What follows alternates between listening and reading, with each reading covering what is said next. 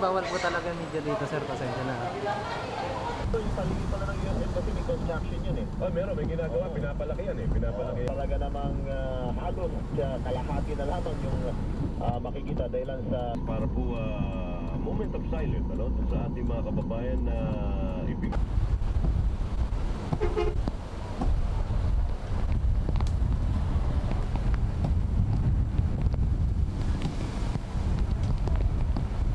Yan naman.